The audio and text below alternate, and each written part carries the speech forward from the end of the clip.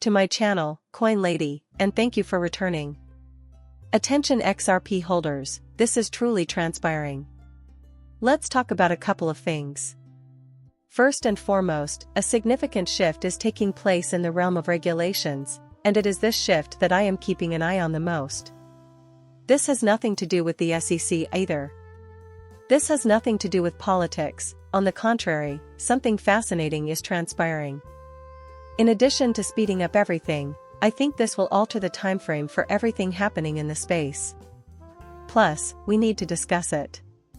First things first, I'd like to recap the latest news, which I did cover in a previous video but would like to reiterate for those who missed it. In the end, the SEC has conceded defeat to some ancient coins. Along with a couple of others, that's the Solana ADA Polygon. It must have been 10 tokens or something like that. I find it fascinating that they are essentially pulling back. Keep in mind that Trump just spoke at a Bitcoin conference on Saturday, and this is happening at the same time. As a result, many are wondering whether this is political. Like, what the fuck is happening? Isn't what's happening correct? We have so much evidence that Judge Torres is incorrect even here. Even Gary Gensler is now rushing to retract or rewrite his false claims. In case you missed it, everyone was raving about how XRP is still a security and how the Judge Turista made the incorrect call with his XRP ruling. Even while the token itself isn't a security, its marketing and distribution could be. Gensler demonstrates a lack of unwavering commitment to that particular law. As we take a closer look at the current situation, it is clear that Gary Gensler is making a mistake, but he is not the one doing the mistake. This has come up in our conversations before. In my opinion, there is just one overarching plan here. It seems to me that everything that is happening right now was premeditated. Everyone now believes that SEC. Gary Gensler is backing down on this due to politics or some other excuse, and this is just more proof that Gensler should stand down from his position immediately. I had no choice but to sue the Federal Communications Commission and submit a motion to intervene in the Ripple case to defend individual investors. The SEC had been breaking 76 years of precedent when I took their side in that lawsuit. To rephrase, the assertions lacked legal backing. The SEC retaliated by making false statements to the court and attacking me personally. I was able to get the Judge Obama nominated, a longtime Democrat, to side with my 75,000 clients in the end. After racking up billions of dollars in losses for individual investors, SEC is now rescinding some of its baseless accusations against her, allegedly at Elizabeth Warren's behest and after she lied under oath multiple times, as Brad Garlinghouse points out. Gensler has stated that the rules were crystal clear, so why are his attorneys now backing down? Those enumerated functions? Now we have Brad Garlinghouse exposing the SEC's hypocrisy by stating, listen. Chair gains that the rules are clear, yet his SEC can figure them out and applies them haphazardly, which is leading to further industry confusion, political agendas, and bad faith litigation tactics. Undoubtedly, not a devoted devotion to the rule of law. Indeed, this is a major statement regarding the current situation, since it is a major issue. Politics is once again being considered as the explanation. Yes, that is the straightforward response. The judge in Binance raised the standard for proving his satisfaction with secondary transactions, in comparison to the judge in Coinbase. Therefore, the SEC will not provide their boundless legal ideas to Judge Jackson because he is skeptical of them, but they will present them to a judge who is more likely to agree with them. Introducing Phyla. Such shenanigans further demonstrate that the operations of these police agencies are related to warfare. Law does not apply. So, sure, when we examine this situation closely, is it political?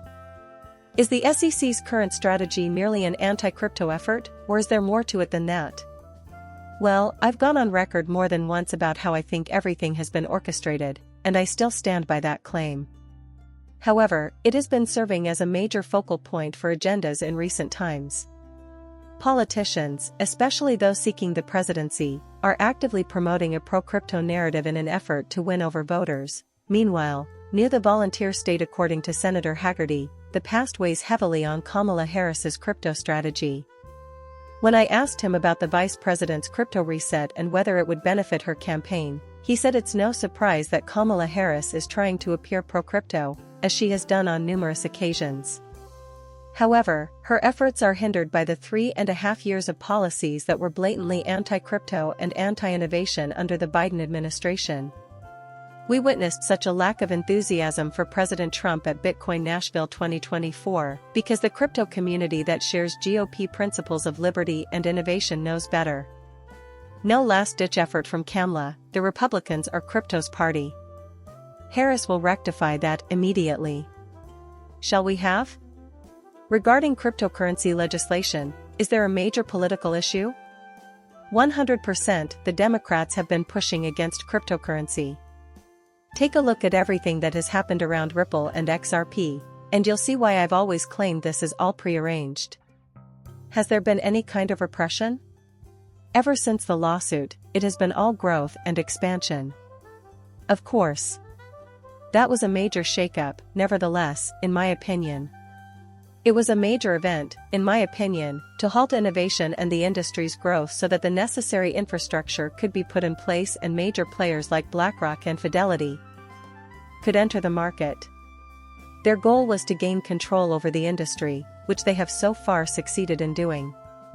In addition to this, MiCA is currently streaming, and we also have the most recent remarks from the SEC and the CFTC. Stablecoin regulations will go into effect on June 30th, and MiCA will essentially serve as a model for crypto regulation around the world. It passed, really. However, that does not occur until the year's end for service providers and tokens. So, sure, when we take a closer look at MiCA-related events, particularly in the EU, we can see that regulatory frameworks have been dragged out for quite some time. Additionally, they have recently taken the lead with MiCA and the AI Act. These are two major issues related to the EU's apparent technological lead at the moment. They are also making efforts to become a significant participant in the current technological revolution. Additionally, it is worth noting that the new rapid payments law was confirmed by the EU on April 8 of this year. Since the European Union is spearheading this effort, it was another major development. You might say this is an accelerant, or catalyst, for a major change because of the pressure it exerts on the United States. This, however, did not occur very recently. So, is it politics or what? The SEC is actually flipping. Does it pertain to political events? It doesn't seem that way to me. Considering what's happening in Russia right now, a measure to allow Bitcoin cross-border payments, I actually think this is a huge turn of events. It was a major event now. Here, we can truly capitalize on XRP decreases to expand upon this. Legislation authorizing cryptocurrency mining to begin on November 1, 2024, was passed by the State Duma yesterday in Russia. Selected businesses can be authorized by the central bank to engage in digital currency exchange trading and cross-border settlements.